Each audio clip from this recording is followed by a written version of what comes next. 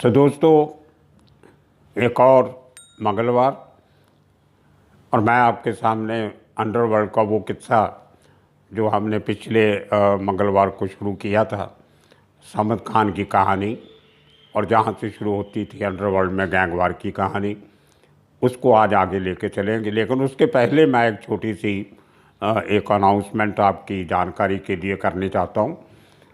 बहुत दिनों से आप सबके बहुत सारे मैसेज आए कि 2 दिन जो हैं हिंदी के प्रोग्राम्स के वो सबको कम लग रहे थे, तो आपकी आपका जो आप चाहते हैं वो आपकी चाहत को पूरा करने के लिए हमने आज ये फैसला किया है कि हिंदी के प्रोग्राम जो हैं वो एक हफ्ते में 3 बार किया करेंगे, और वो दिन हुआ करेंगे उसी तरह मंगलवार, वीरवार और सैटरडे। और जो पंजाबी का मैं प्रोग्राम एक सैटरडे को करता था, उसको हमने एक दिन आगे करके वो एतवार के लिए रख लिया है, ताकि आप हिंदी सुनने वाले, हिंदी जानने वाले, हिंदी चाहने वाले जो हमारे सब्सक्राइबर्स हैं और नॉन सब्सक्राइबर्स हैं, उनकी बहुत डिमांड थी, ये बहुत पुरजोर के उनको हिंदी में ज़्यादा मटेरियल नहीं मिल रहा है जो वो सुनना चाहते हैं।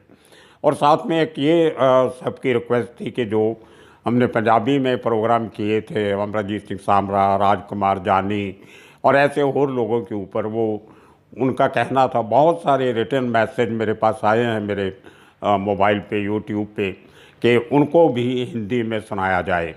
तो उनमें कुछ ऐसे पंजाबी में जो हमने किस्से कहानियाँ सुनाए थे जिनका हिंदी जगत से भी कोई लेना देना है, वो उनको हिंदी में भी मैं आपको सुनाऊंगा एक बार।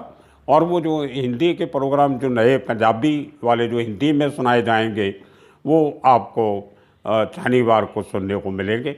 और ये जब तक आपको लगता रहेगा कि वो इंटरेस्टिंग किस्से आप तक पहुँचें, तब तक सुनाते रहेंगे। नहीं तो जो बाकी अंडरवर्ल्ड से जुड़ी हुई कहानियाँ हैं, फिल्म इंडस्ट्री से जुड़े किस्से हैं, वो एक बहुत लंबी चौड़ी लिस्ट हमने बनाई है कि आने वाले दिनों में आपको क्या क्या बताया जाएगा, क्या क्या सुनाया जाएगा, वो आपके सामने रखते रहेंगे। तो खैर, अभी वापस चलते हैं, शुरू करते हैं बात वहीं से जो पिछले मंगलवार हमने ख़त्म की थी। समद खान करीम लाला का भतीजा, यंगस्टर, 20-22 साल की उम्र, कॉन्वेंट स्कूल का पढ़ा हुआ और खूबसूरत शक्ल का मालिक हीरो लगता था। और डेयरिंग उसकी जो थी वो उस ज़माने में जो बदमाशी हुआ करती थी वो दिल से हुआ करती थी। डेयरिंग हुआ चाहिए आप में, अगर हिम्मत है तो आप दादा बन सकते हो, नहीं हिम्मत है तो आप कुछ नहीं बन सकते। ये उस ज़माने का एक दस्तूर था, एक चलन था। तो समद खान की डेयरिंग की कहानियाँ अंडरवर्ल्ड में बहुत मशहूर हैं, लेकिन बदकिस्मती ये है कि बहुत कम लोगों ने समद के ऊपर कुछ रिसर्च किया होगा या उसके किस्से कहानियाँ जानने की कोशिश की होगी, क्योंकि बहुत यंग उम्र में उसकी मौत हो गई थी ये अंडरवर्ल्ड की गैंगवार में। और उसके बताने वाले लोग उसके बारे में बहुत कम थे। करीम लाला का साम्राज्य ख़त्म हो गया था, दाऊद का आगमन हो गया था। तो इस चक्कर में कहीं ना कहीं कुछ लोग समद को इसलिए भूल से गए कि उसके बारे में कोई ज़्यादा इन्फॉर्मेशन अवेलेबल नहीं थी, और आज के दिन में भी नेट पे भी कोई ज़्यादा खास इन्फॉर्मेशन उसके ऊपर नहीं है, बजाय सवाए इसके कि उसने किसको मारा तो उसको किसने मारा, इस किस्म के 2-4 किस्से कहानियाँ हैं। लेकिन एक जो किरदार अंडरवर्ल्ड में, एक करैक्टर, एक पर्सनालिटी, एक जो वो शख्स खड़ा हुआ अंडरवर्ल्ड में छोटी सी उम्र में, और बहुत जल्दी उसने अपना अंडरवर्ल्ड की सीढ़ियाँ चढ़नी सीखी और राइज़ किया, फिनोमिनल राइज़ जिसको बोलते हैं। 4 साल में उसने पूरी मुंबई को हिला के रख दिया, अंडरवर्ल्ड को भी और पुलिस को भी। तो ये किस्से हैं समद खान के। तो पिछले मंगलवार को हमने आपको बताया था कैसे अजीज़ दलीप, जो उस समय डोगरी में करीम लाला का दोस्त भी था, और करीम लाला के साथ साथ वो अपने जो धंधे थे दारू के और जुए के वो भी चलाता था। और बहुत प्रिकॉशन लेने वाला आदमी, बहुत कैलकुलेटेड आदमी, और किसी से ना बिगाड़ने वाला आदमी, मिलजुल के पुलिस को भी लगातार हफ्ता दे के बिजनेस चलाता था। और उसके अपने दो बेटे थे बहुत फिज़िकली तकड़े, हमीद और मजीद, दोनों भाई। वो बहुत ख़तरनाक किस्म के लोग उस ज़माने में गिने जाते थे। वो अपने आप में टू मैन आर्मी थे वो दोनों भाई। तो उसको बहुत एक अपने बेटियों के ऊपर बहुत एक मान था कि उनके होते हुए मेरा कोई बाल बांका नहीं कर सकता। तो दिलीप अजीज़ जो था वो उसके जो अड्डे थे वो डोगरी के जो नॉर्थ डोगरी का जो एरिया था उसमें ज़्यादा उसके चलते थे। और उसका जो घर था वो उसने ऐसे लोकेलिटी में लिया था जहाँ पहुँचना उसके घर तक किसी के लिए भी बहुत मुश्किल था। और वो गली ऐसी थी कि वहाँ से अगर उसने घर से भागना भी है किसी खतरे के सामने तो बड़ी आसानी से वो पीछे वाली गली से वो निकल जाता था। और वो जिन लोगों ने मुंबई नहीं देखी उनको बता दूं कि डोगरी जो इलाका है वो प्रीडोमिनेंटली मुस्लिम इलाका है और वहाँ पठान और दूसरे मुसलमानों की आबादी काफ़ी है। पठानों की आबादी उस एरिया में बहुत है। पार्टीशन के बाद और पार्टीशन के पहले काफ़ी पठान वहाँ सेटल्ड हुए थे। और उसी डोगरी में एक एरिया है उसको कहते हैं डोगरी बाज़ार। डोगरी बाज़ार जो है वो चार नल के पास है एकदम। एक चार नल एरिया इसलिए कि वहाँ पे चार नलके हैं, गोलाई का एरिया बना हुआ है। और वहाँ पे पूरा दिन पानी जो है वो एक चबच्चा किस्म का मिनी सा एक पौंड वहाँ पे पानी भरता है। और उसकी खूबसूरती ये है कि जब एक ज़माने में मुंबई में घोड़ों की ट्राम चलती थी, जैसे कलकत्ता में बिजली की ट्राम चलती हैं, इस तरह बॉम्बे में कोलाबा से लेके के ट्राम चलती थी जिसको घोड़े खींचते थे। तभी बिजली और कोयले की इस किस्म की कोई ट्राम चलने का कोई साधन नहीं था। तो जो कोलाबा से घोड़े खींच के उस ट्राम को लाते थे तो चार नल पे आके वो जब ट्राम रुकती थी आराम के लिए, उसका जो स्टॉप होता था तो वहाँ पे वो घोड़ों को खोल के चार नल पे उन घोड़ों को पानी पिलाया जाता था। चारों तरफ घोड़े खड़े हो जाते थे और पानी पीते थे। तो ये एक पुराने ज़माने की एक हिस्टोरिक बात है।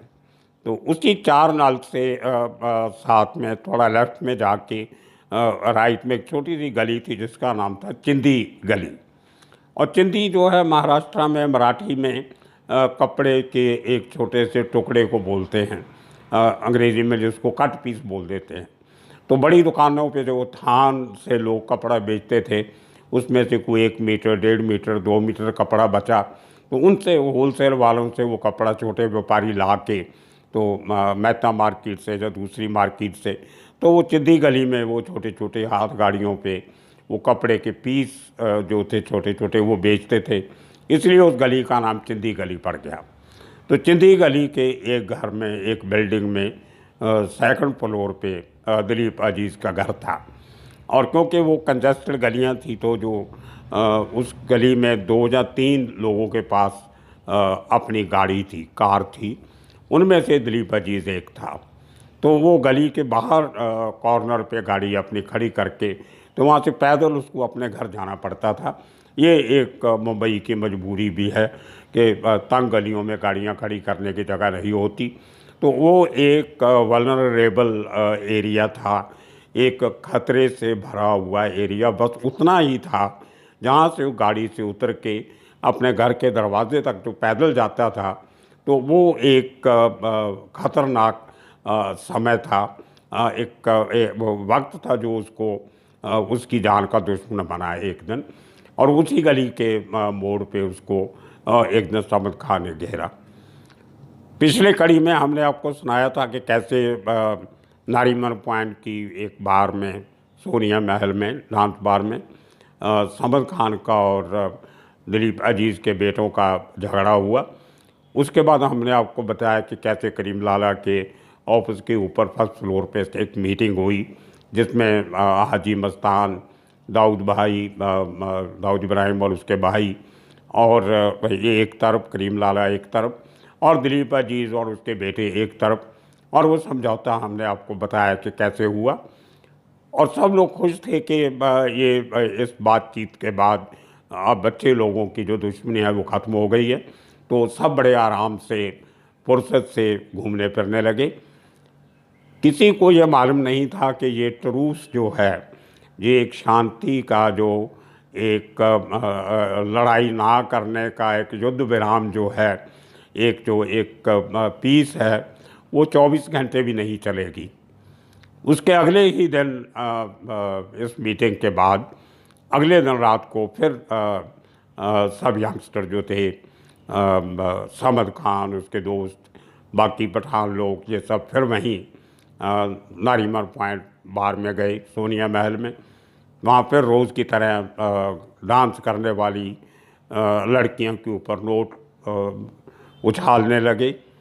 और काफ़ी देर बैठे बैठे हुआ ऐसे कि तभी मजीद और हमीद दोनों भाई वहाँ नहीं पहुँचे थे। तो काफ़ी देर तक जब बैठे रहे सामद और उसके दोस्त, तो जितने रुपये सामद लेके गया था उसने सब के सब लड़कियों के ऊपर वो निछावर कर दिए। और जब उठ के जाने वाला था कि अब पैसा ख़त्म तो खेल ख़त्म, तो अचानक हमीद और मजीद की एंट्री हो जाती है। और आप देखिए कि एक दिन पहले रात को समझौता हुआ है कि हम आज के बाद झगड़ा नहीं करेंगे, और दूसरे दिन क्या हो जाता है अचानक कि वो झगड़ा इतना बढ़ गया कि मारने की नौबत आ गई। तो जैसे ही हमीद मजीद ने पहुँचे तो समद को पूछा कहाँ जा रहे हो, तो समद ने बोला कि मैं जा रहा हूँ, बस मेरा काम खत्म, बहुत देर हो गई है। तो मजीद मैंने बोला बैठो थोड़ी देर, हम अभी आए हैं तो साथ में बैठते हैं। अब समद ये नहीं बताना चाहता था कि मेरे पास पैसे नहीं हैं और पैसे ख़त्म हो गए। उसको अपनी इज़्ज़त का भी ख्याल था। उस ज़माने में भाई बीर बार में भी अपनी इज़्ज़त का ख्याल रखना एक बहुत बड़ी बात गिनी जाती थी। तो दूसरे किसी टेबल वाले जो लोग देख रहे थे हमीद मजीद के आने के पहले, तो उन्होंने मजीद को और हमीद को बता दिया कि असल में बात यह है कि समद के पैसे ख़त्म हो गए। तो मजीद और हमीद ने मखौल से कहा या खुंदक से कहा समद को कि पैसे नहीं हैं तो हमसे ले लो, हम उधार दे देते हैं। तो ये बात समझ को बहुत उसको रड़की दिल में कि ये इनकी हिम्मत कैसे हुई मुझे कहने की कि हम तुम्हें पैसे उधार दे देते हैं। तो बहुत गुस्से में आया वो, लेकिन उसको ये मालूम था कि वहाँ बाहर में वो अकेला हमीद मजीद बहुत तकड़े थे, पहलवानों जैसे थे दोनों, उनसे फिज़िकली वो यहाँ लड़ नहीं सकता, और लड़ेगा भी तो नुकसान होगा। तो वो कोई बहाना लगा के तो गुस्से में उनको ज़ाहिर नहीं होने दिया कि मैं नाराज़ होके जा रहा हूँ। तो वहाँ से निकला और किसी को कोई पता नहीं था कि उसके बाद समद क्या करने वाला है। तो वहाँ से वो सीधा अपने घर आया डोगरी पे, अपने ऑफिस में आया डोगरी पे। उसको कुछ लोगों ने बताया, नवाब खान जो अमीरज़ादा का बाप था, एक और नवाब खान था, दो नवाब खान थे। ये थोड़ी सी अंडरवर्ल्ड में एक उलझन सी बनी हुई है। ये आलमज़ेब और अमीरज़ादा जो है दोनों भाई थे, और उनके बाप का नाम नवाब खान था। एक्चुअली दोनों के दोनों अलग अलग फैमिली में थे, और जैसे एक मौका मेल होता है तो दोनों के बाप का नाम नवाब खान था। तो दो नवाब खान थे, दो फैमिली थी। उनमें से एक नवाब खान का बेटा अमीरज़ादा था, और उसके भाई अमीरज़ादा के शहज़ादा शेरज़ादा वो भी थे, और दूसरे नवाब खान का बेटा था आलमज़ेब। तो ये इस किस्म की एक कहानी है। वो जो नवाब खान था वो उसको नॉन पठान जो थे वो अच्छे नहीं लगते थे। वो अपने आप को एक बहुत प्राउड पठान कहता था। तो उसने उसको कई बार उसने करीम लाला को, समद को या उसके भाइयों को ये कह के भड़काता रहता था कि ये जो दिलीप अजीज़ और उसके बेटे हैं जो पठान नहीं हैं, इनमें ये मुसलमान भी पूरे नहीं हैं, क्योंकि दिलीप अजीज़ हिंदू से मुसलमान बना था। तो ये लड़के लोग जो हैं पठानों को गाली देते हैं, पठानों की बहुत बेइज्जती करते हैं। तो उसका एक आदत सी बन गई थी उसकी, पठानों को इस बात का याद दिलाते रहना कि हमीद मजीद जो हैं पठानों को गाली देते हैं और इनको सब सिखाना चाहिए। तो उस दिन भी जब समद वापस अपने इलाके में आया तो नवाब खान ने वो मैसेज उसको मिला कि आज फिर जो दिलीप अजीज़ के बेटे और दिलीप अजीज़ खुद उन्होंने पठानों को गालियाँ दी हैं। और कुछ उसको उसी कुछ घंटे पहले का जो इंसिडेंट सोनिया महल बार में हुआ था उससे भी बहुत बौखलाया हुआ था समद। तो उसने एक गुस्से की एक 21-22 साल का लड़का और गुस्सा, गर्म खून, गर्म जोश और पीछे करीम लाला का हाथ, तो उससे बर्दाश्त नहीं हुआ। उसने तलवार ली और सीधा दिलीप अजीज़ के घर के पास चला गया। जो मैंने पहले बयान किया कि चिद्दी गली के एक कॉर्नर पे जहाँ पे दिलीप अजीज़ गाड़ी खड़ी करके फिर पैदल अपने घर जाया करता था, तो समद तलवार लेके वहाँ पहुँच गया। को रात को 11:30 बजे के करीब का टाइम था। तो उसने देखा कि दिलीप अजीज़ की गाड़ी नहीं है, तो समझ गया कि अभी तक वो घर पे नहीं है, कि वो गाड़ी होती तो वो आदमी घर पे होता।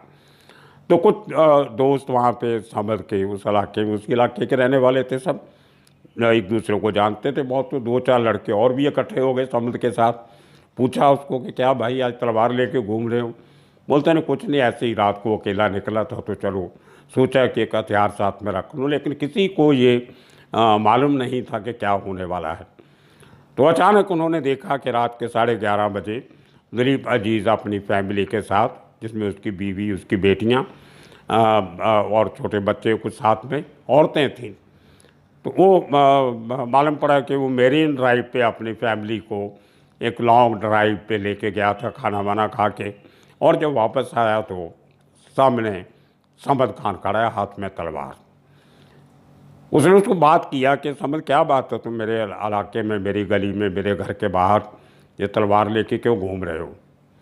तो समझ ने उसको बता दिया कि तेरे बेटे बहुत बदतमीज़ी करते हैं और तुम हम पठानों को बहुत गाली देते हो, तो आज तेरा आखिरी दिन है, आज मैं तुम्हें नहीं छोड़ूंगा।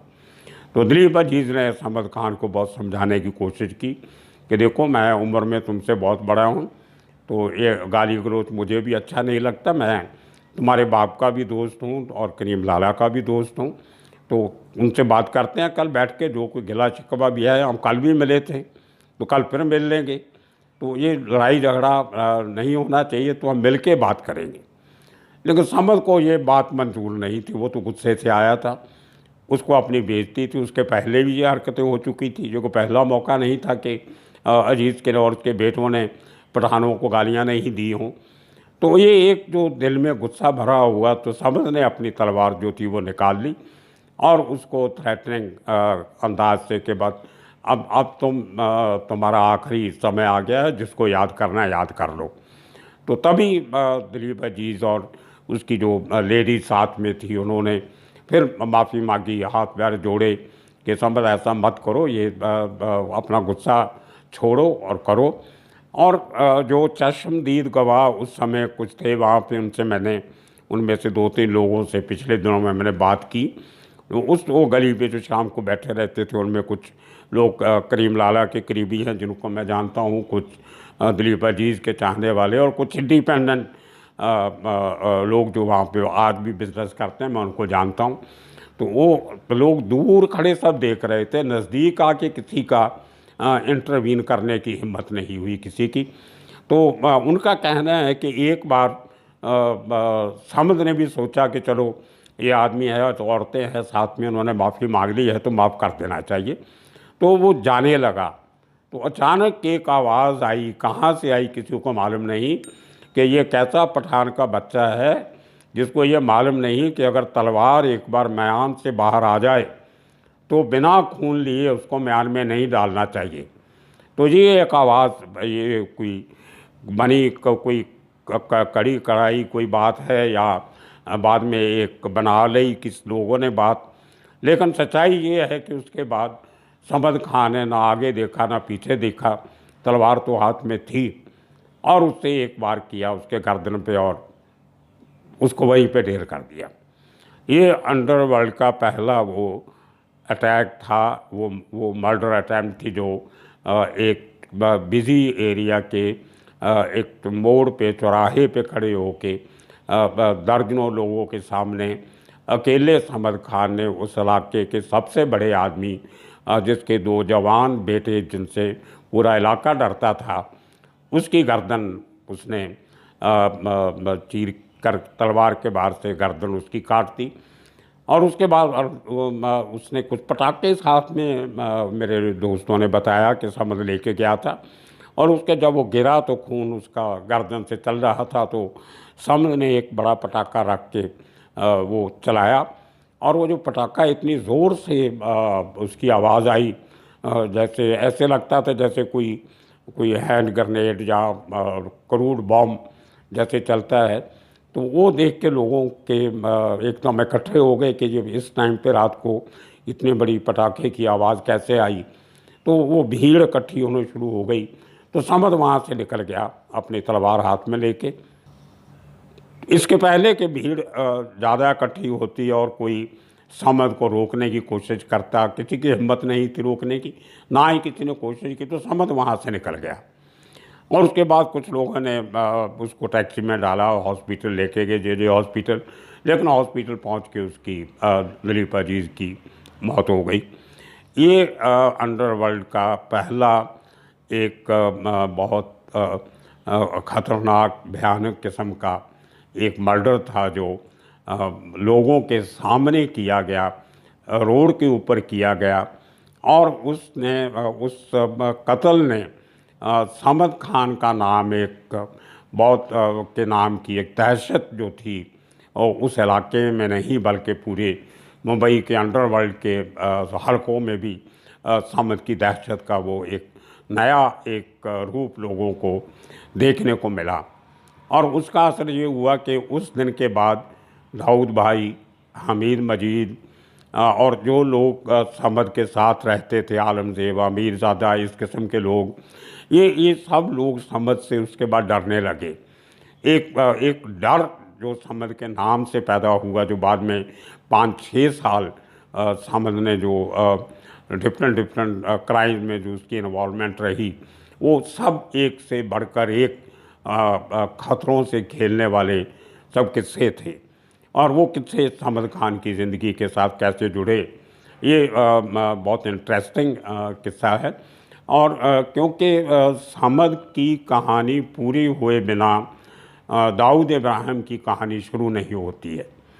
जहाँ से समद खान का किस्सा ख़त्म होता है, वहाँ से दाऊद का एक नया रूप, दाऊद का एक नया अवतार जो है अंडरवर्ल्ड में, वो शुरू होता है। वो इंटरेस्टिंग किस्सा आपको मैं सुनाऊंगा आने वाले वीरवार को। तो आपको एक हफ़्ता इंतज़ार करने की ज़रूरत नहीं पड़ेगी। जो आप लोगों ने बार बार मुझे मैसेज दे के बोला है कि आप मंगलवार को कहानी सुनाते और फिर अगले मंगलवार तक हमें एक हफ़्ता रुकना पड़ता है, तो वो कहानी हमारे लिए कंप्लीट नहीं होती।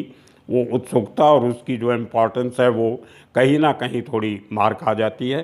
तो आपकी फरमाइश को, जो आपके जो अच्छे सुझाव हैं, उनको मानते हुए मैंने ये फ़ैसला किया है कि एक हफ़्ता आपको इंतज़ार नहीं करना पड़ेगा। ये आज का किस्सा आज यही ख़त्म करते हैं।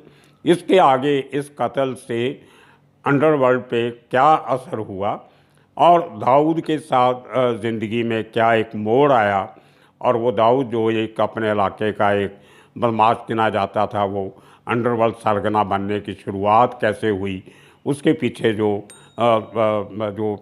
समद खान का जो एक रोल है, उसकी बात हम आने वाले वीरवार को करेंगे। और तब तक के लिए आप सबका शुक्रिया, धन्यवाद।